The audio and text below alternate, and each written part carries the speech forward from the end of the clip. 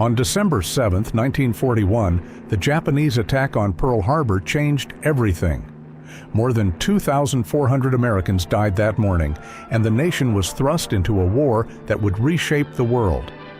President Roosevelt asked Congress for a declaration of war, calling December 7th a date which will live in infamy.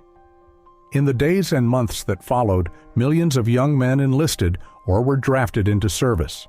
The movie studios initially wanted their stars to stay home, making patriotic films and selling war bonds. The actors were more valuable as symbols than soldiers, studio executives argued. Many stars did stay behind, performing important work on the home front. But some refused to sit out the war in safety. Among them were some of Hollywood's brightest stars, men who could have easily obtained deferments or cushy assignments far from combat. Instead, they chose to serve on the front lines, flying combat missions over Germany and Japan, leading troops into battle, and risking everything alongside the men who had watched them on movie theater screens. Some became genuine war heroes. Others simply did their duty quietly and returned home changed by what they had seen. This is the story of 15 actors who left their careers behind to fight in World War II. Lee Marvin.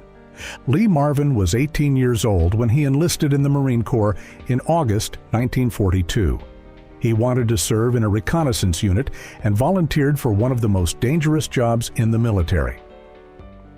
Marvin was assigned to the 4th Marine Division and participated in some of the bloodiest battles in the Pacific. He fought at Eniwetok and Kwajalein in the Marshall Islands. On June 15, 1944, during the Battle of Saipan, Marvin was shot in the buttocks by a Japanese sniper while assaulting Mount Tapachau. The bullet severed his sciatic nerve, and he spent 13 months in naval hospitals recovering. He was awarded the Purple Heart and was medically discharged in July 1945. Marvin returned to civilian life and drifted into acting almost by accident. The war had changed him profoundly. He struggled with what would later be recognized as post-traumatic stress disorder and turned to heavy drinking. But he found success as an actor, often playing tough guys and soldiers, roles he understood from personal experience. He won an Academy Award for Cat Ballou in 1965 and starred in films like The Dirty Dozen and Point Blank. He died in 1987 at age 63, the only one of these 15 actors who had been seriously wounded in combat. Douglas Fairbanks Jr. Douglas Fairbanks Jr. had already established himself as a leading man in Hollywood when war broke out. The son of silent film legend Douglas Fairbanks, the younger Fairbanks had starred in adventure films and swashbucklers throughout the 1930s. In April 1941, 8 months before Pearl Harbor, Fairbanks received a commission as a lieutenant junior grade in the Naval Reserve. After the attack, he was called to active duty. Fairbanks served in naval intelligence and participated in several amphibious operations, including the invasion of Sicily and the landings at Salerno and southern France. He helped develop deception operations using mock naval formations and radio signals to confuse enemy forces about where Allied landings would occur. For his service, Fairbanks was awarded the Silver Star and the Legion of Merit. The British government made him an honorary Knight Commander of the Order of the British Empire. He left the service in 1946 as a captain, having spent 5 years in uniform. He returned to Hollywood but never quite recaptured his pre-war stardom. He died in 2000 at age 90. Tyrone Power. Tyrone Power was one of Hollywood's most beautiful leading men, a box office sensation who could have easily avoided military service. He was 30 years old in 1942 with a thriving career at 20th Century Fox. Instead, he enlisted in the Marine Corps in August 1942 as a private. The Marines assigned him to pilot training, and he earned his wings in 1943. Power flew cargo missions throughout the Pacific, transporting supplies and personnel to combat zones. He piloted C-47 transport planes and later flew combat missions in the Pacific Theater. According to military records, Power flew missions to Iwo Jima and Okinawa during some of the fiercest fighting of the war. He was discharged in January 1946 as a first lieutenant. When he returned to Hollywood, he struggled to regain his pre-war status. The roles that had made him famous went to younger actors who hadn't served. He died on November 15, 1958, while filming a sword-fighting scene in Spain. He was 44 years old. Clark Gable. Clark Gable joined the Army Air Forces in August 1942, just months after his wife Carol Lombard died in a plane crash while returning from a war bond tour. Gable was 41 years old and devastated by loss. Many believe he enlisted because Lombard had been urging him to serve and because he no longer cared whether he lived or died. MGM tried to keep him out of combat, offering to make training films instead, but Gable insisted on active duty. He entered officer candidate school and earned the rank of captain. He trained as an aerial gunner and flew 5 combat missions over Germany with the 8th Air Force, operating the machine guns on B-17 bombers. German propaganda minister Joseph Goebbels reportedly offered a reward to any German pilot who shot down Gable's plane. Adolf Hitler wanted to capture him personally.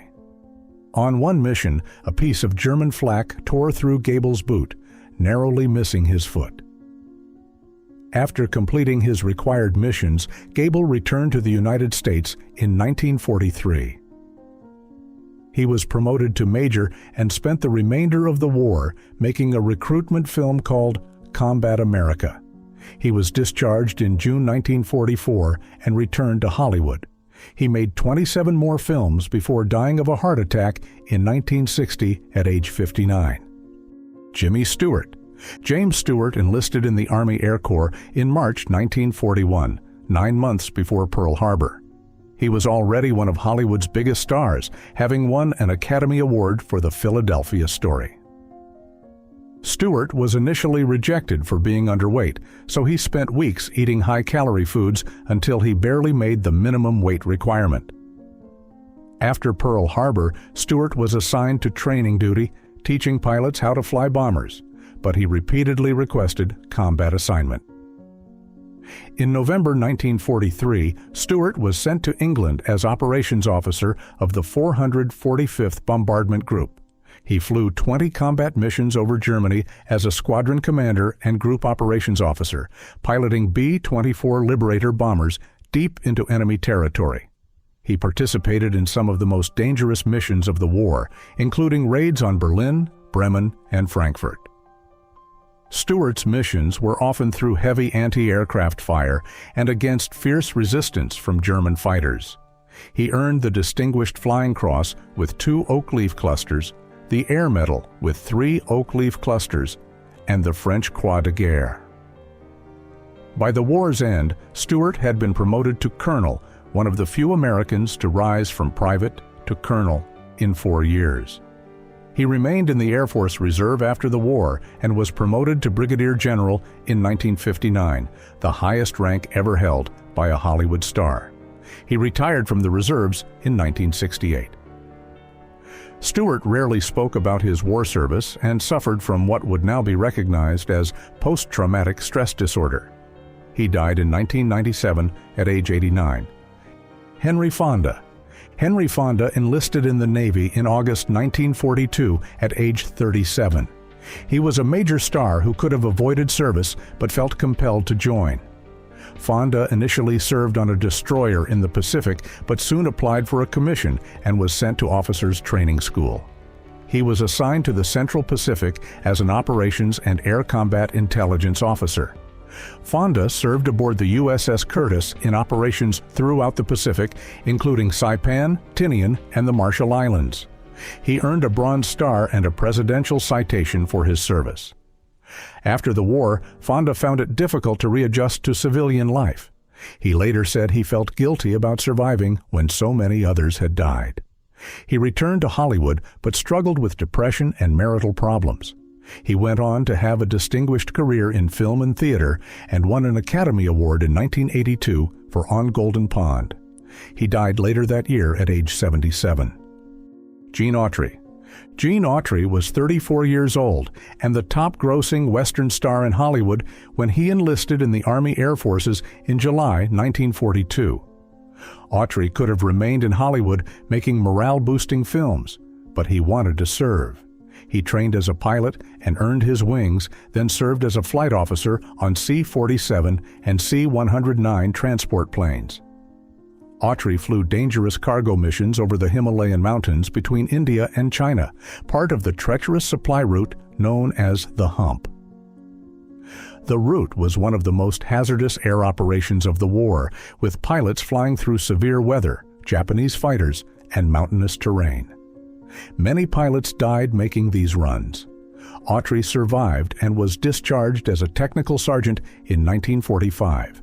He returned to Hollywood and resumed his career as a singing cowboy, becoming even more successful than before the war. He eventually became a wealthy businessman, owning radio and television stations and the California Angels baseball team. He died in 1998 at age 91. Eddie Albert. Eddie Albert's war record is among the most heroic of any Hollywood actor. Albert enlisted in the Coast Guard in 1942 and later transferred to the Naval Reserve as a lieutenant. On November 21, 1943, during the Battle of Tarawa in the Gilbert Islands, Albert was serving as the coxswain of a landing craft. When Marines became trapped on an exposed reef under heavy Japanese machine gun fire, Albert disobeyed orders to collect salvage materials and instead steered his craft toward the wounded men. For hours, he pulled Marines off the reef and transported them back to ships for medical treatment. Estimates suggest he saved between 47 and 70 men that day. For his actions, Albert was awarded the Bronze Star with Combat 5 for valor. After the war, Albert resumed his acting career. Despite being blacklisted during the Red Scare of the 1950s, he went on to receive 2 Academy Award nominations and became famous as the star of Green Acres. He died in 2005 at age 99. Sterling Hayden. Sterling Hayden was 26 and just beginning his film career when war broke out. He enlisted in the Marines but soon transferred to the Office of Strategic Services, the predecessor to the CIA. Hayden was assigned to work with Yugoslav partisans fighting against Nazi occupation. He parachuted into German-occupied territory and helped coordinate guerrilla operations behind enemy lines. He ran guns and supplies to resistance fighters and participated in sabotage missions. For his service with the OSS, Hayden earned the Silver Star and was made a commendatore by the Yugoslav government. After the war, Hayden resumed his acting career and appeared in films like The Asphalt Jungle and Dr. Strangelove.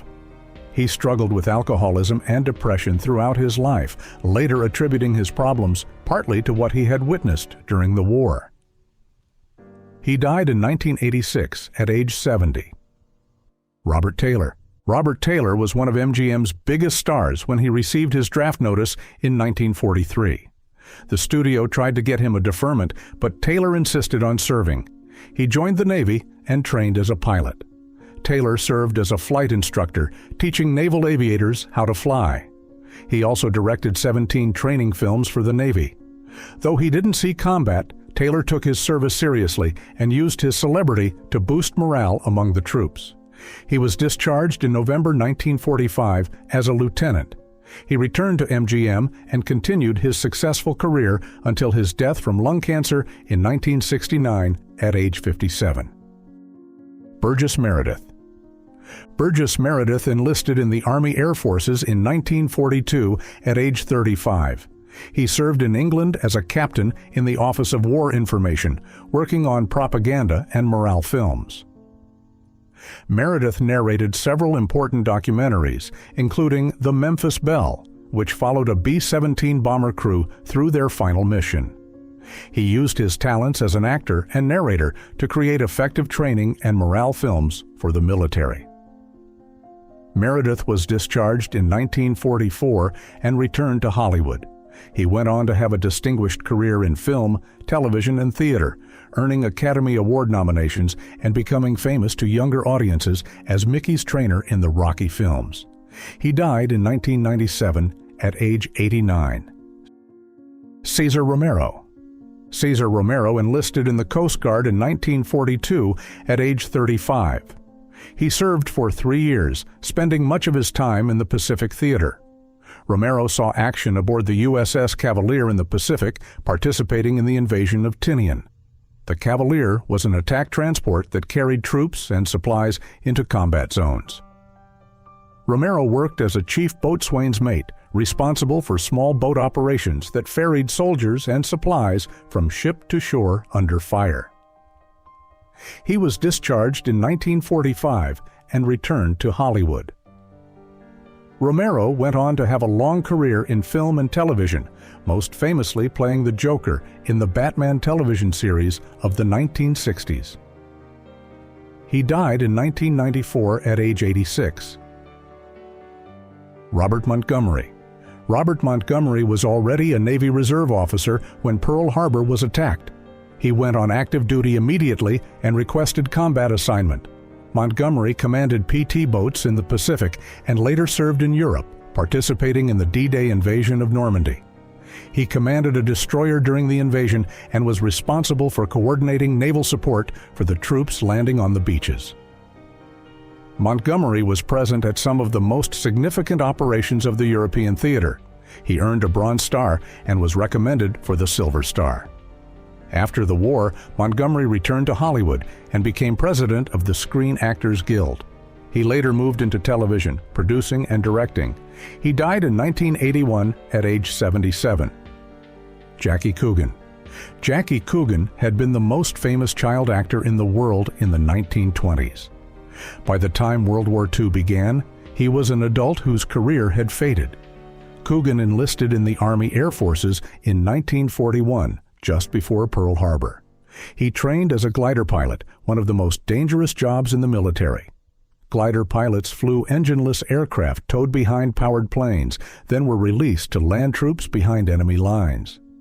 The gliders were flimsy, the landings were often rough, and pilots frequently didn't survive. Coogan flew gliders in Burma and participated in dangerous operations throughout the China-Burma-India theater. He later transferred to transport planes and flew missions over the Hump, the treacherous supply route over the Himalayas. For his service, Coogan earned the Air Medal and other decorations. He was discharged in 1945 and returned to Hollywood. His biggest success came later when he was cast as Uncle Fester in the Addams Family television series. He died in 1984 at age 69. Wayne Morris.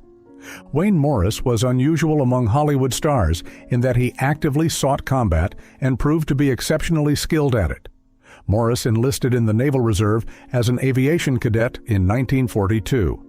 After earning his wings, he was assigned to the USS Essex as a fighter pilot flying F-6F Hellcat fighters in the Pacific. Morris became a genuine war hero, shooting down 7 enemy aircraft in aerial combat, making him one of the few Hollywood actors to become a flying ace. He participated in the Battle of the Philippine Sea and the assault on the Mariana Islands. For his service, Morris earned 4 Distinguished Flying Crosses and 2 Air Medals. After the war, he returned to Hollywood but found that his career had stalled during his absence. The roles went to actors who had stayed behind. Morris continued working in B-movies and television until his death from a heart attack in 1959 at age 45.